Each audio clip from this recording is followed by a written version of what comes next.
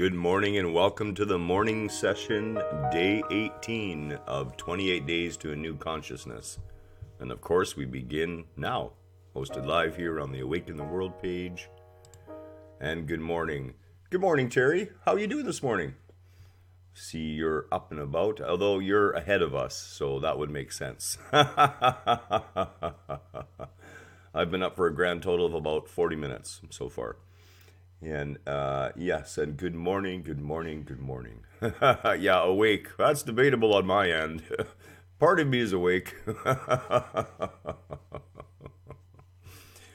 So, we talked about nature yesterday and about the importance of finding time to be in nature. And I say daily, okay?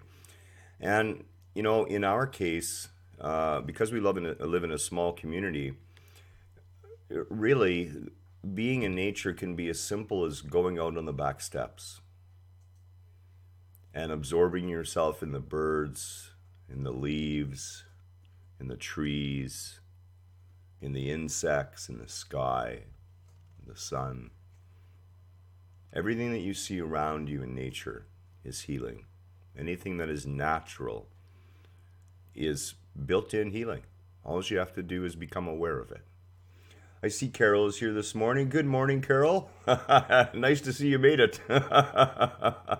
What did you make, or were you not expecting to come by this morning? I know every morning I wake up and I go, oh, I made it.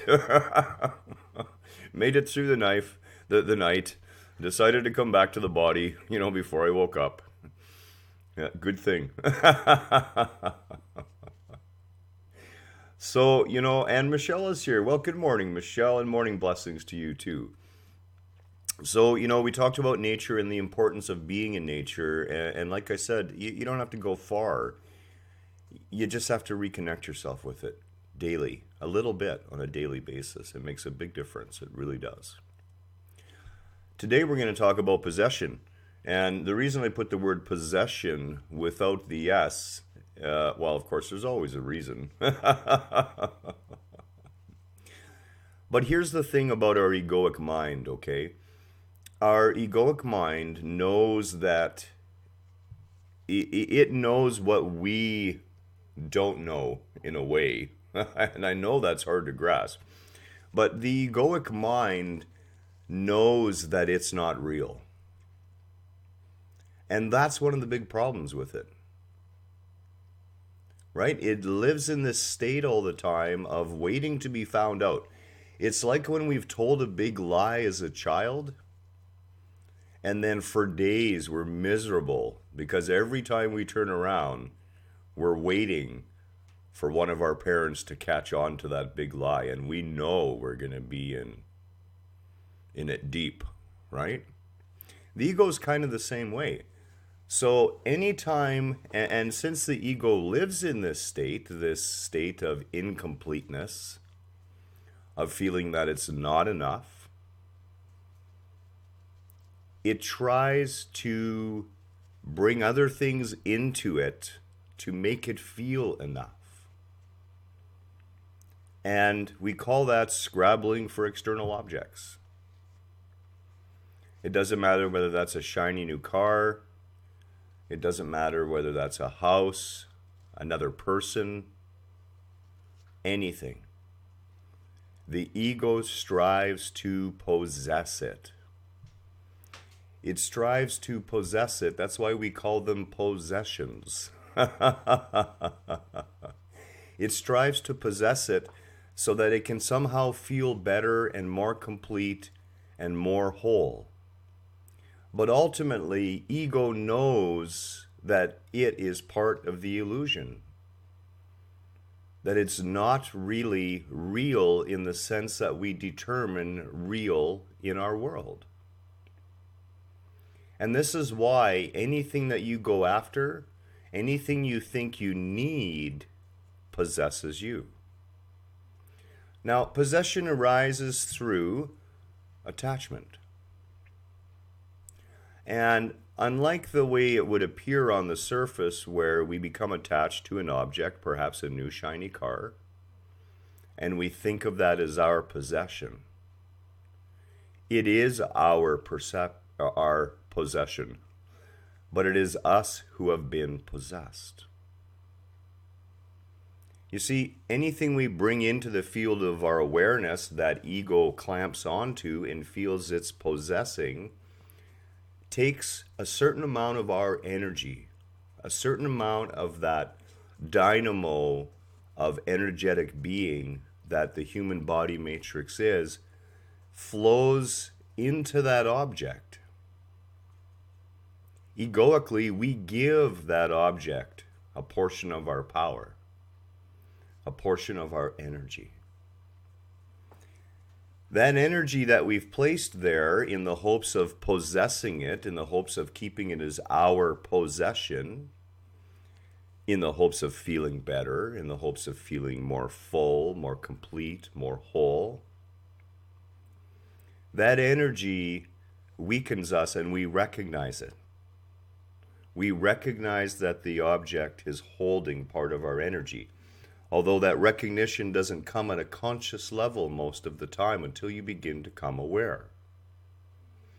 So in an unaware state, your energy of your being is spread out to all the objects you think you need to possess. All the objects that you have the hooks of attachment in. But what you don't realize is you're quite incapable of hooking anything. So what happens is the objects that we bring into our lives in the hope to fulfill those empty spaces in ourselves, the perception of that, they place their hooks into us.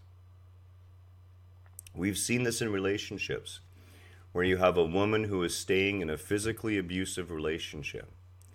Now, we can talk about all sorts of reasons why she's staying there, but in reality, the reason she is staying there is the other partner has their hooks in her, and she has placed them there. She has bought into the idea that she is not enough, not whole enough, not complete enough, not able to, without those hooks in place, without that attachment. So what do we know about a fish when we go fishing? Well, if you're out for a really big fish, maybe you're out for a shark, a big shark. If you have one hook attached to the shark, there's a good chance that shark may be able to get off that line. But if you have a second hook and a second line in its mouth, and a third hook and a third line in its mouth, every time we add another hook and line, we're feeling more secure that somehow we're going to get that shark when we're out fishing. But of course, the number of sheer lines that we hook into the shark, trying to make sure we're going to keep the shark and he's not going to bite the lines, well, those always begin to tangle with each other as the shark is thrashing around out there. You can use this analogy and remember that you, as an egoic being, are the fishing pole. Every time you cast into the waters of our apparent physical reality, looking for something to pull out of there, to make yourself feel better, to be more whole, more complete, it is actually putting its hooks into you and pulling you out of your stable boat, over the side of the gunwale, and into the choppy sea. And then, a lot of times, what do? We don't want to let go of those possessions. So much so that oftentimes, even as that big shark, big possession, is taking us down to the bottom and we're running out of air, and we're likely to drown, we're still loath to let go. We still feel we have to hold on to it or lose part of ourselves. Why? Because we've placed part of our energy into it. The message this morning is to be very aware and beware of possession. And I'm not talking demonic possession. There's no such thing. What I'm talking about is the possession that the mind undergoes when it clings and wants to hold on to something in its existence. Learning to allow things to flow in and flow out like the ebb of the tide in a state of open acceptance for what is will avoid these hooks getting caught into your being. You know, when I met Kelly, there was so little of her energy left because she was so busy trying to take care and manage all of the possessions that her ex had gathered that were possessing the both of them. There was very little left when I met her, and there was a lot to get rid of to restore that energy back to her being. Be mindful today. See when you reach outside of yourself in need, and realize that whatever it is you think you need will possess you in the process. Much love to you this morning. Namaste to you all. We have a fairly busy day today, but I know there's people out there who are still struggling. I know we've already been contacted by a few. Get a hold of us. We'll make time. We'll work through this with you. And of course, keep in touch. Use the meditations. You have this. You can't fail. You can't mess this up. All our love and a meditation plan for later this evening. No two ways about it. Have a wonderful Monday morning.